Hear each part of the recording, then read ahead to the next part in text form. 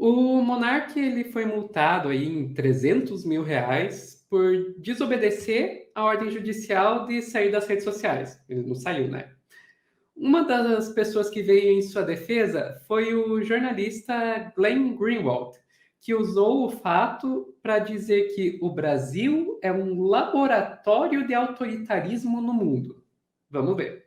They get these nice trips because Europe is very interested in what's happening in Brazil when it comes to how they're censoring the internet because they want to see how far they can go without public pushback.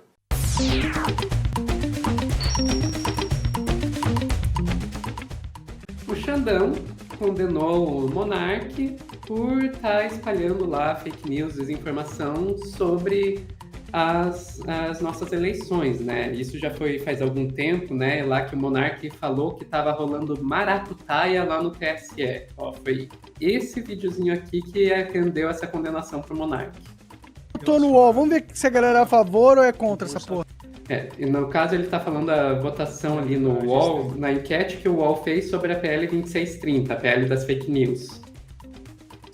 75 é contra. Parabéns pro povo brasileiro. Finalmente, mano. Finalmente. Como é que tem 25% votando a favor ainda? Não, é 25% de mongol, imbecil, que é a favor de ditadura. Entendeu? Que inclusive são os 25% que votaram no PT. Aposto. Que foi só 25% da população brasileira que votou no PT. Opa, aí vocês veem qual é a implicação do que ele está dizendo, né? Se só 25% da população votou no PT, como é que o Lula ganhou as eleições? Então a implicação já ia, ó, ele já está colocando em dúvida a nossa eleição. Na minha opinião, eu não tenho prova nenhuma disso. Mas você acha que esses merda que estão querendo calar todo mundo, você acha que eles não fizeram maracutaia nas urnas também? Aí, ó, fizeram maracutaia nas urnas. É óbvio que fizeram, caralho! Foi durante as eleições que eles censuraram a Jovem Pan, o Brasil Paralelo, eu e um monte de galera por aí. Você acha que eles têm escrúpulos ao ponto de não tocar nas urnas quando eles são os maiores responsáveis e os garantidores pela proteção e segurança das urnas? É eles que mandam na porra das urnas, os caras que estão censurando todo mundo. Você acha mesmo que a urna não tem maracutaia? Você acredita mesmo que os caras que estão implementando ditadura no Brasil, que estão querendo calar o povo brasileiro e vem calando o povo brasileiro constantemente, rotineiramente, você acha que eles lidaram republicanamente com as urnas? Você acha que eles respeitaram a sagacidade das urnas? É óbvio que não! É óbvio que não! Então, o Monark... Isso é de agora? Não, isso já é de algum tempo atrás. Tá, nossa, tá descompensadíssimo, cara. Isso é de antes. E daí foi com base nisso aí que o Xandão condenou o Monark, né? E na condenação estava lá uma das coisas que estava ele não pode ir para as redes sociais. Mas o Monark continuou nas redes sociais, inclusive continuou com o podcast dele lá, o Monark Talks, na Rumble. E daí chegou agora, que essa semana o Moraes multa Monark em 300 mil e manda abrir inquérito. O ministro do STF afirma que o influenciador descumpriu decisão que proibia a publicação de conteúdo nas redes sociais. Ok. Isso foi agora, essa semana, no último dia 2, né, na quarta-feira. E daí, o Álvaro já trouxe essa notícia aqui para o Meteoro. Qual que é a novidade que eu estou trazendo? É que um jornalista, lá o Glenn Greenwald, que é um jornalista que, vamos admitir, ele tem um trabalho jornalístico muito importante, né? Ele participou lá da questão do caso Snowden nos Estados Unidos, revelando que o governo, que a NSA lá no governo dos Estados Unidos estava espionando o próprio povo dos Estados Unidos. Aqui no Brasil, ele participou da Vaza Jato, então ele tem uma atuação jornalística muito importante, mas que ele tem umas posições... No momento, onde que o Glenn Greenwald está? Ele está num programa dele chamado System Update, que é transmitido ontem na Rumble. É a mesma Rumble onde está o Monark Talks. E daí, diante dessa multa que o Xandão deu aí para o Monark, ele usando lá o perfil da System Update no Twitter, publicou isso aqui. O regime de censura no Brasil está se tornando ainda mais despótico. Monark, o Joe Rogan do Brasil, daí aqui dá o contexto, Joe Rogan é um podcaster dos Estados Unidos que tem muito perfil do Monark, aliás, que teve vários episódios do podcast dele retirados do Spotify por causa de racismo, por causa de negacionismo da pandemia. Esse é o Joe Rogan. Então, o Monark, o Joe Rogan do Brasil, agora está sendo investigado criminalmente e multado em $75 mil, aproximadamente $75 mil, pela sua conduta na online, silenciando completamente aquele que já foi antes um podcast mega popular sem nenhum processo legal, que é mentira, aliás. Isso está vindo para todos. O Ocidente está usando o Brasil como seu laboratório de censura, aprendendo como implementar e escalar esse ataque totalitário na liberdade de expressão. Então, isso aí foi no perfil do programa do Glenn Greenwald. E daí, logo depois desse tweet, vem um videozinho de uns 5 minutos que eu trouxe só um trechozinho. Não vou mostrar o vídeo inteiro, obviamente. We have Brazilian judges and politicians and academics, all of whom, of course, support this, who go to conferences in Paris and Berlin and London and Amsterdam.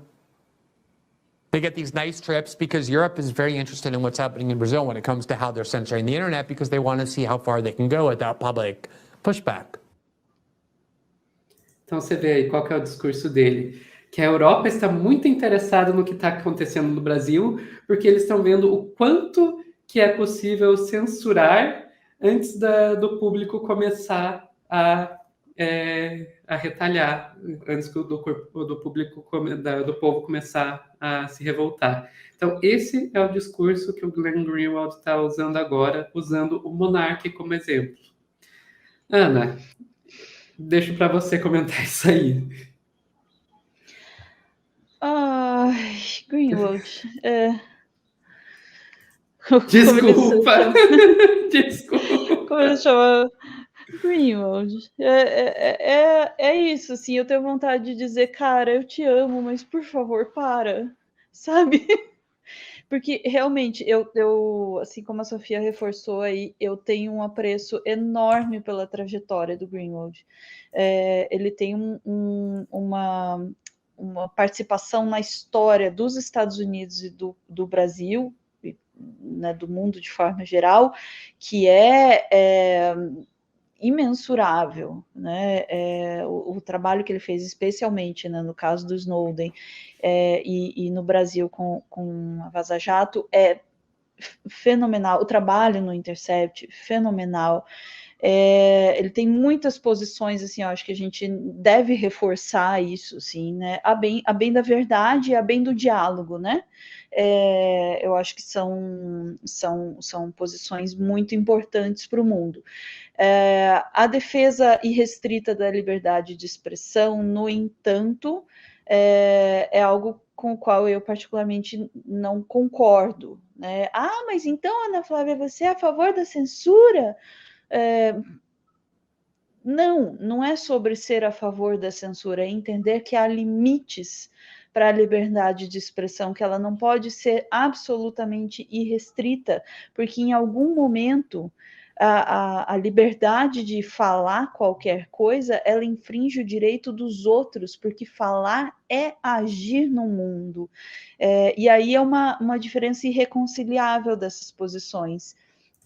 Porque na posição do Greenwald, me parece que ele considera que a expressão ela é puramente individual. E aí é uma coisa, desculpa, mas eu acho que é uma visão bem americana, né, de fato, né? Essa coisa do indivíduo. O indivíduo tem o direito de se expressar. Dentro de uma sociedade, é bem isso, né? Que o Rodolfo está dizendo assim, com um pouquinho menos de delicadeza, Rodolfo. Dentro de uma sociedade, não dá para você, a meu ver, não dá para você pensar no indivíduo puro, o indivíduo, né, tendo todos o seu direito apenas considerado, porque você tem de fato, uma sociedade. É o mesmo caso da vacina, né? Você diz, eu não quero me vacinar, porque é o meu direito de não me vacinar. Você vive em sociedade. Ao não se vacinar, você carrega uma doença para outras pessoas. Também você ajuda essa doença a circular. Então, é difícil você dizer assim que o indivíduo tem toda a liberdade possível e ela deve ser irrestrita. No mesmo caso das palavras, no caso, desculpa, das palavras, isso é ainda mais delicado, porque parte, a meu ver, desse princípio de que palavras, são só expressão individual, é o indivíduo botando para fora aquilo que ele acredita.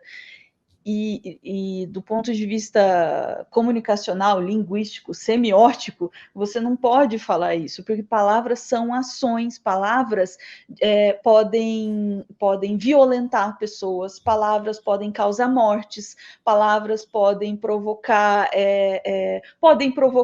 subida e descida de mercados, elas podem manipular preços, elas podem manipular pessoas, elas podem causar revoltas ou injustiças, elas podem, entende? Elas são coisas, palavras são coisas, não, elas são ações.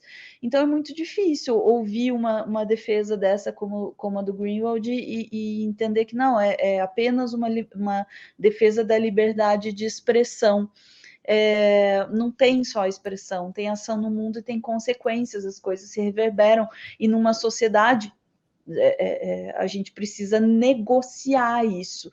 E, a meu ver, é isso que está acontecendo. Quando vem uma ordem da justiça e diz, Monark, tu não está sabendo usar o teu poder nas redes sociais, você está usando isso para causar um problema para o país, uma ruptura democrática. Você está usando sua posição, uma posição de influência, para causar uma ruptura democrática. Então, peraí, senta no banquinho e vai pensar. E é isso, sabe?